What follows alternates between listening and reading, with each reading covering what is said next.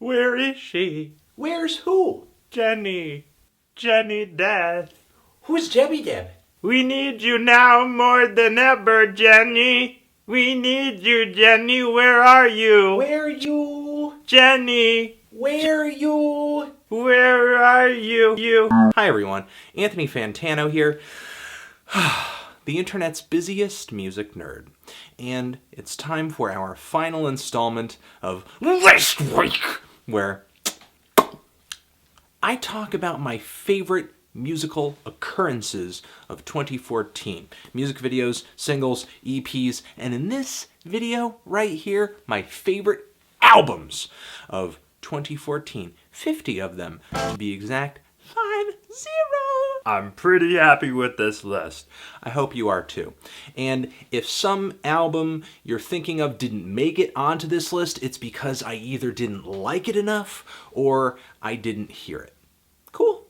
Cool. First off, I want to give a few honorable mentions. One to the self-titled Murmur record, a progressive metal album with a lot of grit I liked earlier this year. The new Bad Bad Not Good album, their third full-length album, as well as the new Underachievers LP. And finally, the first half of Death Grip's new double album, The Powers That Be. Needless to say, I am, at this moment, anticipating the second half. At number 50, we have Artificial Brain with Labyrinth Constellation. Very interesting technical death metal album there. And then at 49, an art pop record with White Hinterland's Baby. At 48, Wolves in the Throne Room go ambient with Celestite. And then at 47, Have a Nice Life with their highly anticipated sophomore record, The Unnatural World. At number 46, Wild Birds and Peace Drums come out with another solid LP with Rhythm. And then at 45, it is Step Brothers, Lord Steppington. Big Ups come through with a solid noise rock and punk rock LP with 18 Hours of Static. At 43, it is the experimental and abrasive White Suns with Totem. 42, The Witches with Annabelle Dream Reader, great garage rock record. And finally at 41, Connecticut rapper Apathy with Connecticut Casual. At number 40, a really great synth pop record that dropped earlier this year, La Ruse, Trouble in Paradise. And at 39, we have Botanist with his latest exploration into experimental black metal on Flora. And then 38, Perfume Geniuses, Too Bright. 37, Chicago rapper Mick Jenkins, The Waters. And at 36, we have Australian noisecore outfit Idols with Prayer for Tureen. At 35, one of the more creative shoegaze albums this year from A Sunny Day in Glasgow, See When Absent. And at 34, it is Full of Hell and Merzbow with their collaborative record, Full of Hell and Merzbow. Very interesting noise and power violence album. At 33, we have another noisy record, Julian Casablancas and the Voids, another Julian Casablancas side project with the album Tyranny. At 32, Black Moth Super Rainbow frontman Tobacco has a new solo album out. And at 31, Rat King with So It Goes. Some experimental New York hip-hop with a lot of progressive ideas, but that usual urban East Coast grime. If you couldn't already tell from A Sunny Day in Glasgow and Julian Casablancas showing up on this list, there are a few albums earlier in the year that did end up growing on me, and that is most definitely the case for these next two records. At number 30, I have art pop songstress Annie Clark, aka St. Vincent, with her new self-titled album, an LP that I guess I just expected more from when I first heard it, but at the end of the year, in context with everything else that was released, it did seem to be one of the better records that did drop in 2014. As did my number 29 spot, Mr. Schoolboy Q's Oxymoron. TDE rapper, West Coast rapper, gangster rapper. There are a lot of catchy songs on this album, great production, and while Schoolboy Q is not the most lyrical person in the world, there are some great and personal concepts on this record, and Schoolboy just comes through with a great voice and a great delivery on this LP. Not only that, but this album is kind of trimmed down and straight and to the point, and I think it's the better for it. As is this next album, Tony Molina's Dissed and Dismissed at 28. This record is kind of a album I kept coming back to, even though I just thought it was pretty good when I had initially reviewed it. It's an 11-minute breakup album, and while its influences may be very obvious, the lyrics, the really straightforward soaring guitar melodies, and the catchy songwriting make this album kind of addictive. The moment it's over, I just want to play it through again. At number 27, we have Fanti Faxath with the amazing, progressive, just cavernous and intense black metal album, Sacred White Noise. At 26, one of my favorite hip-hop mixtapes of the year, Little Herbs, Welcome to Phazoland, somebody who's coming straight out of that Chicago drill scene right now, but delivering some more thought-provoking and moving lyrics. At number 25, one of the most diverse and creative electronic music albums I came across this year, Actress's Ghettoville. Actress just covers so many bases across the beginning and end of this record, and he does so with such interesting production and such an adherence to each of the musical styles that he's going for. And even though he does kind of deliver a sketchbook of tracks on this album, it's all pulled together with just some really interesting and creative textures and sound play. At number 24, we have one of the darkest, heaviest, and most brooding singer-songwriter records of this year, Carla Basilik's Boy. And at 23, Dope Body comes through with another solid record with their usual emphasis on grooves, but they bring some psychedelic rock and grunge into the mix too. At number 22, we have Dean Blunt with Black Metal, one of the kookier and more diverse singer-songwriter records of the year. And at 21, one of the more high-brow and tongue-in-cheek hip-hop albums of the year, Open Mike Eagle with Dark Comedy. At number 20, not only did this record bring some great instrumentals to the table, I thought the writing and just the way the instrumentation sounded on this album was simultaneously romantic and dark. Timber Timbers, Hot Dreams. At number 19, this spot is being saved for 2 records, not just 1 record. And these 2 albums are in incredibly bad taste. Very bad taste. However, I find them creative, hilarious, and addictive. I could not stay away from these albums throughout the year. The moment I found out about them, I kept returning.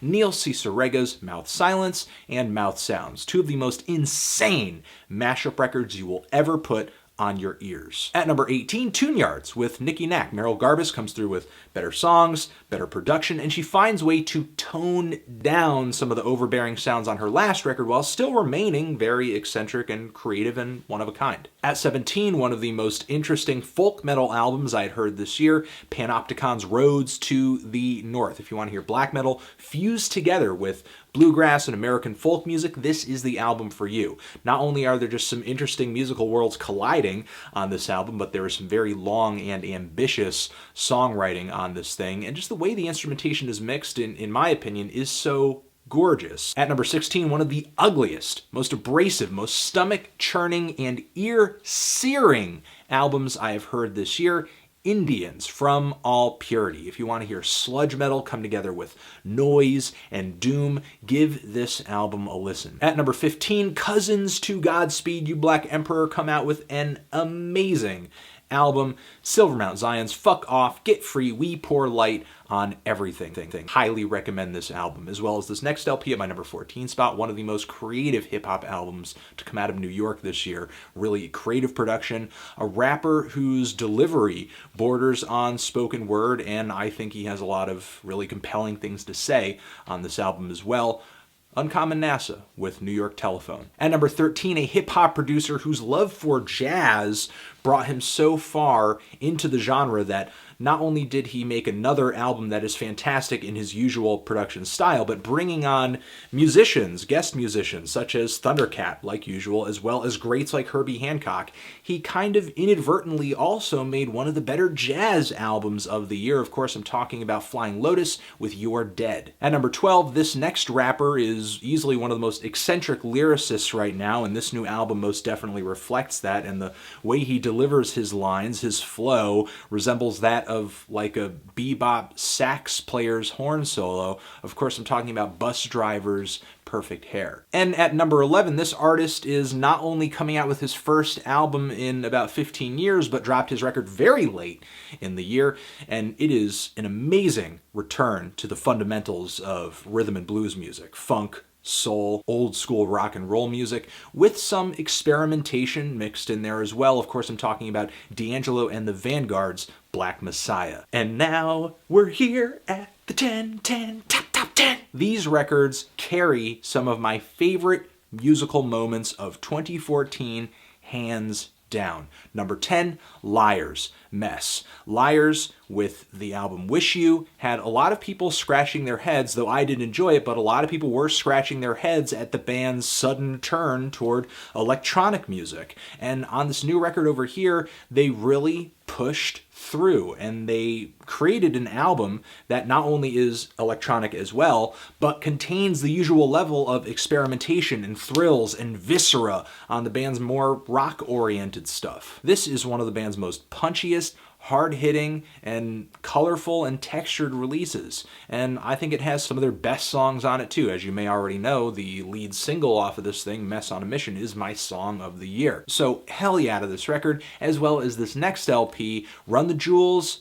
RTJ2. LP, Killer Mike, one of the most unusual pairings in hip-hop today, come through with a sophomore album, proving that their debut LP wasn't just some kind of one-off, some kind of fluke, which to me has kind of waned a little bit since it initially came out. But this new album of theirs is so much better. Hooks are more melodic, more song concepts. It seems like Mike and LP are sort of working on these songs more collaboratively, and they're just not, sort of spitting hardcore and vulgar bar after bar, but really sort of going into these songs with an idea, with an ambitious idea sometimes, and coming out with some real amazing tracks. This to me is hardcore hip hop with some politics mixed in, with some really progressive production behind it, and just two really solid, fantastic MCs who at this point are at the top of their game creatively. I'm just going to leave it at that. I cannot say enough nice things about this album, as well as this next LP too.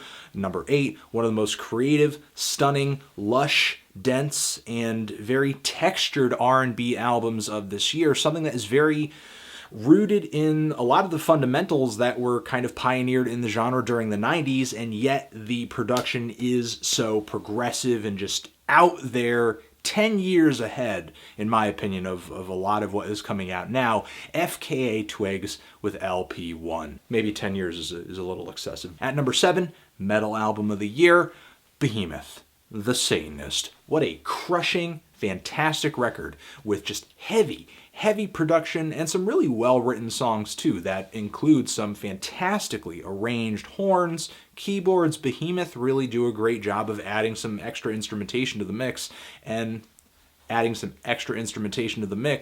making it add up to the best of results. This album is epic, it's evil, it's dark, it's brooding. In my opinion, it's the best album Behemoth has released in years. At number 6, we have Ariel Pink with the album Pom Pom, which in my humble opinion is the pop album of the year. Some incredibly fun, colorfully produced songs all over this LP. Ariel Pink is his usual playful, silly, kind of vulgar, and hilarious self. After the release of my review of this record, I did come to learn that there are some moments on this LP that are older, but kind of repurposed to be a little cleaner and a little punchier and catchier for this new full-length LP, but as somebody who has been following Ariel Pink for a little while, this album is exactly what I needed. His usual kind of lo-fi production style with lots of layers, lots of great extra instrumentation, some colorful keyboards, and just a mess of new material as well that is incredibly well written and infectious. At number 5, another collaborative hip-hop project, something I wasn't really anticipating to be as fantastic as it was, given that the initial singles to drop from these guys weren't really flooring me. But in the context of this record, along with a bunch of other songs just surrounding them from back to back, I was just seeing them in a new light, and seeing the MC of this record in a new light too, Freddie Gibbs, and of course Madlib on production throughout the album, Piñata. Fantastic album. Not only fantastic due to its foundation, just great rapping, great lyricism, as well as great production, but the LP entirely, in my opinion, is kind of like a character portrait of the kind of everyday, low-level gangsta, with somebody not only kind of just giving you a very vivid, in-depth look on that lifestyle, but kind of is very self-aware about it and critiques it as well. From my perspective, this album was just a really compelling and humanizing way to put this walk of life into words. But at number 4, we have, in my opinion, an even more creative and experimental and progressive hip-hop album. Of course, I'm talking about West Coast hip-hop trio Clipping with their new album clipping with no vowels. The production on this LP is not only mind-blowing and incredibly unorthodox, but it's effective too. This album has bangers on it. It has incredibly catchy tracks, but it has some very subtle songs too, which I think really work well into the flow of the album and the stories that some of these songs tell. And Daveed Diggs, I think, in comparison with Clipping's last record, Mid-City, has totally upped just everything, not only his flow, but just the words he puts into these songs too. The concepts he goes into these tracks with, rapping about everything from an arsonist to a woman who lures men in with sexual desire only to kill them, are just really creative and I think are fantastic for the genre of hip-hop because they set the example that really you can rap about everything. Again, this is another album I can go on and on and on about, so let me just go to my number 3 spot with Kil Moon. Benji. Mark Kozelek came out with, in my opinion, the most compelling, moving, interesting, and detailed, lyrically, singer-songwriter albums of the year. Even though Mark did have his drama and his little spats over some stage banter and just him getting angry at crowds who wouldn't be quiet and using some choice words that got him in hot water, and some people may have allowed that to sour their opinion on him and this record, the music is the music. And what the music is on this record is amazing. It's a record that's so sobering, and it's also an album that, despite its sadness, even when not in a sad mood, I really couldn't keep myself away from it because musically I just find the album very gentle, relaxing, and very beautiful to listen to. At my number 2 spot, these guys have been consistently for the past few years putting out fantastic,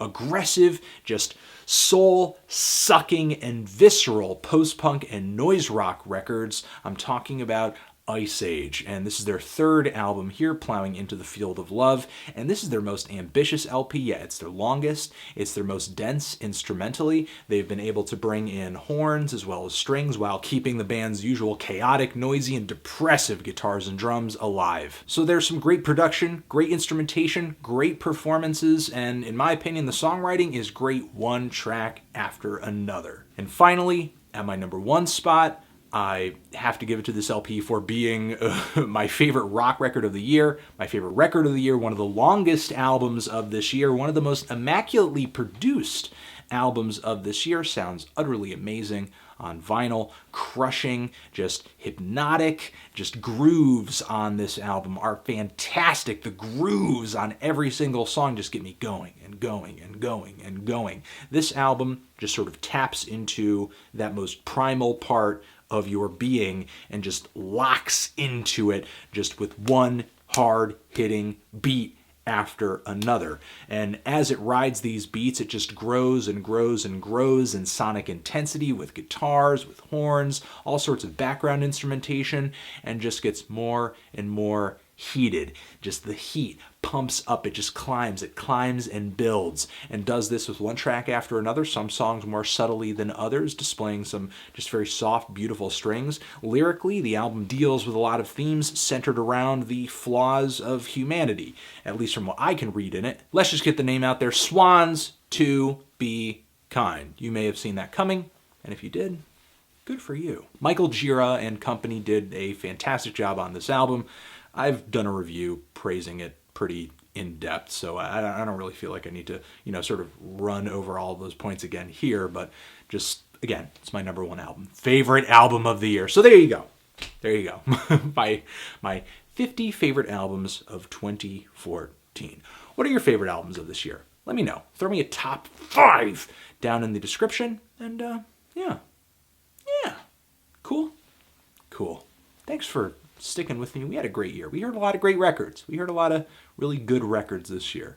And I'm glad a lot of you guys were there to just sort of check out the reviews and talk with me about these albums too in the comments, over Twitter, wherever we happened to converse. And, if you didn't reach out, still I thank you for being engaged with, what the Needle Drop is doing over here.